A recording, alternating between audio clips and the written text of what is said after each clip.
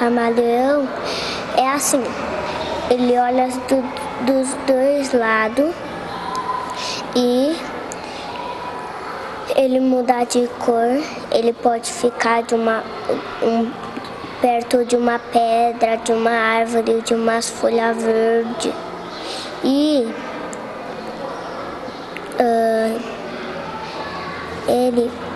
a língua dele é rápida. Ninguém pode ver a língua dele. Ela é comprida e rápida.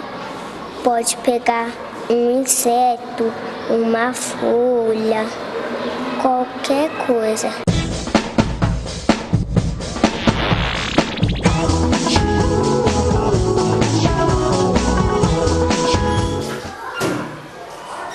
Quem já não viu a fase dos porquês, né? Que as crianças ficam, por que a lua me segue? Por que os peixes moram dentro d'água? Né? Como esse bebê foi para dentro da sua barriga?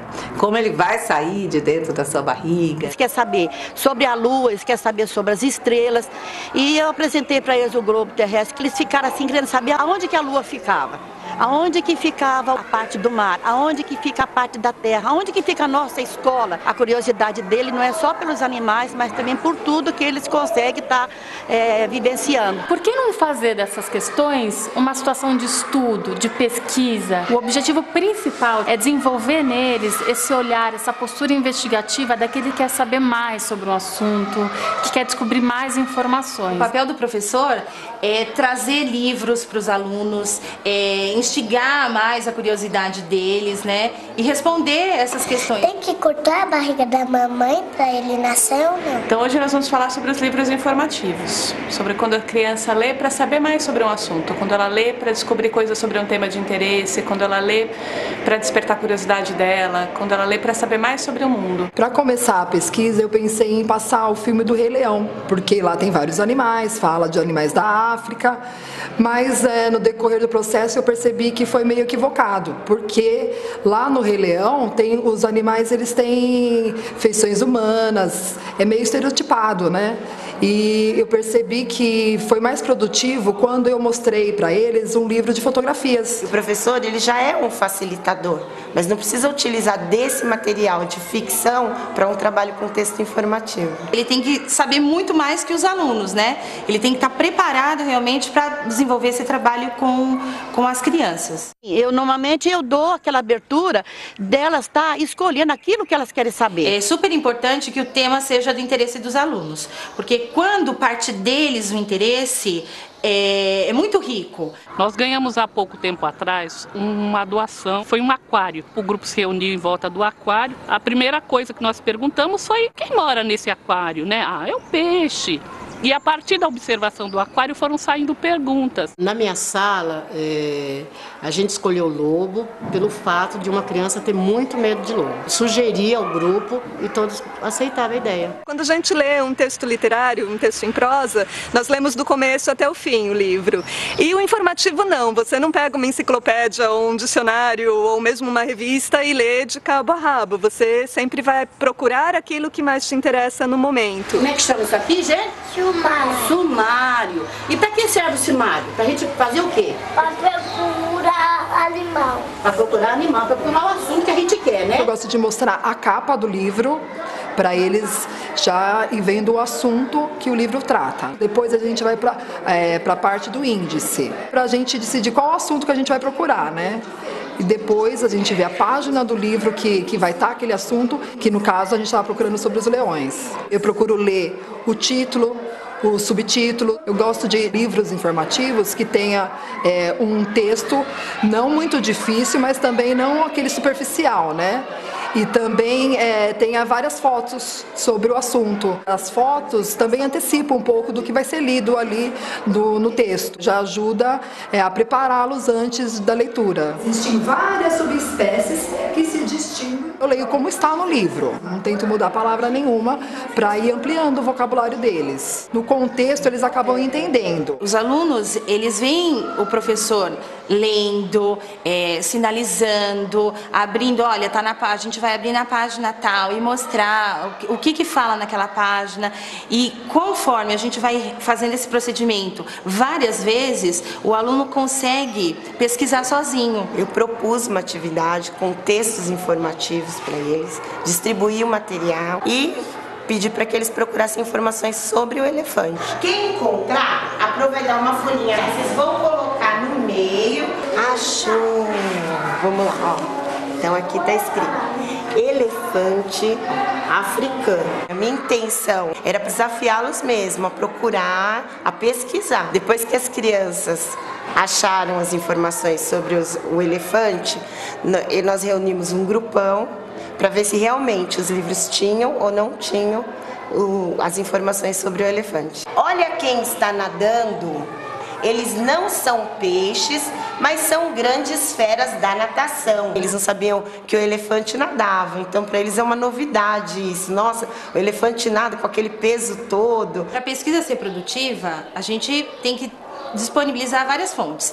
Então, livros, nós pesquisamos vários. Revistas, a mesma coisa. E o documentário, ele traz o animal em movimento. Após assistir o DVD, retomamos as questões e fomos anotando as respostas que aquele DVD trouxe para eles. É importante registrar porque a gente pode recuperar depois tudo que a gente estudou. Meus alunos, eles fizeram uma lista dos animais que eles achavam que tinham na África. Os animais que não encontramos nem no livro de imagens, nem no zoológico, nem nessa enciclopédia que eu trouxe, que a gente vai buscar informações na internet. Amanhã nós vamos lá no zoológico e aí, além da gente tentar descobrir várias coisas sobre o animal, nós vamos ter a oportunidade de fazer umas perguntas para uma pessoa que é especialista no leão. É importante diferenciar com as crianças como é diferente a visita que ela faz ao zoológico com os pais e com a escola.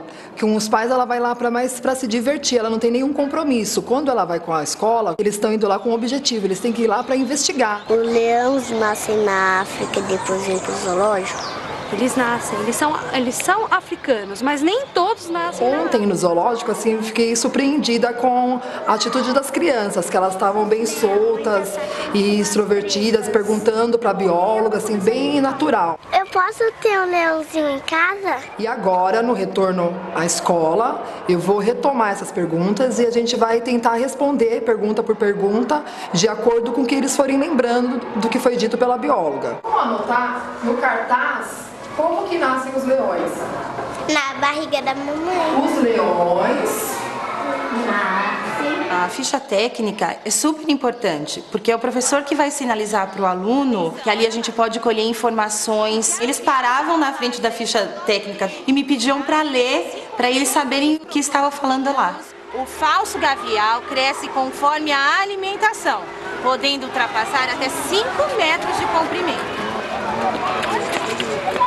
Os desenhos de observação são importantes para eles registrarem aquele momento.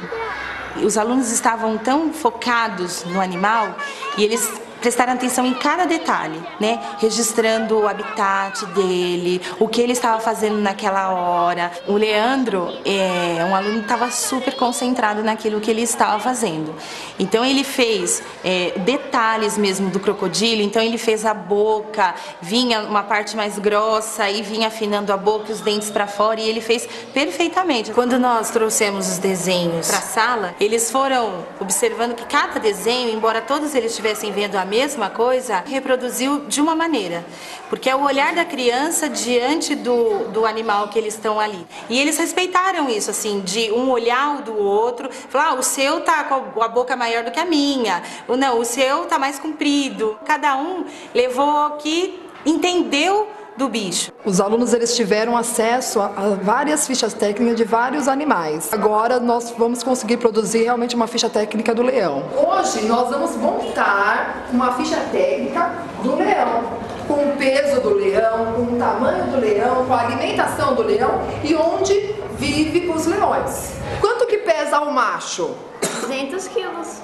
Então vamos registrar na nossa ficha técnica essa informação do leão? Eles vão me dando as informações que eles já adquiriram nas leituras. O que um não lembra, o outro acaba completando, né? Então fica com a participação de todos. Realizada a pesquisa, então depois das crianças terem participado de várias situações em que elas leram livros, assistiram documentários, uma forma muito interessante de avaliar o trabalho é confrontar as questões iniciais levantadas pelas crianças e tudo que foi estudado. Tá até com um pouquinho assim de resistência, porque a gente tem mais costume de contar para eles histórias literárias, né? Então falar sobre textos informativos, tava achando que talvez não despertasse tanto interesse deles. Foi até uma surpresa para mim ver as crianças se envolvendo, perguntando. Quando a girafa vai correr, aquele ovo que ela ouve um salto, e daí ela sai correndo e o leão sai correndo, daí ele dá um salto e pega ela. Peguei 2 livros diferentes, um literário, onde que tinha o leão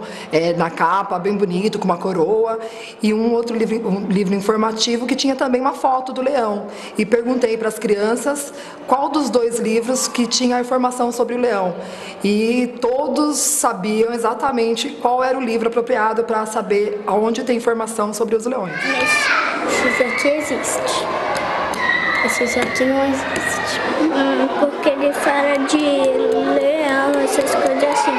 E esse daqui é só de historinha. As crianças, né, quando elas fazem esse mergulho assim num assunto, né, num estudo junto com o professor, elas se tornam grandes especialistas no assunto, né? E elas têm o maior prazer em chegar em casa, contar para os pais tudo que elas aprenderam, tudo que elas sabem, e que muitas vezes é mais do que até os pais estudaram ou tiveram a chance de aprender sobre aquilo. Eu cresci, acho que mais que as crianças, porque é um crescimento profissional. Eu saio hoje do projeto sabendo muito mais do que eu sabia antes, porque eu fui buscar. E eles ficam encantados, assim, em saber, em falar, em ensinar, em mostrar que eles estão aprendendo, chegar em casa comentando. As crianças sempre nos surpreendem, as conquistas delas são sempre muito maiores do que aquelas que a gente previa, do que aquelas que a gente esperava. O vulcão, ele joga pedra em cima quando ele tá em interrupção, porque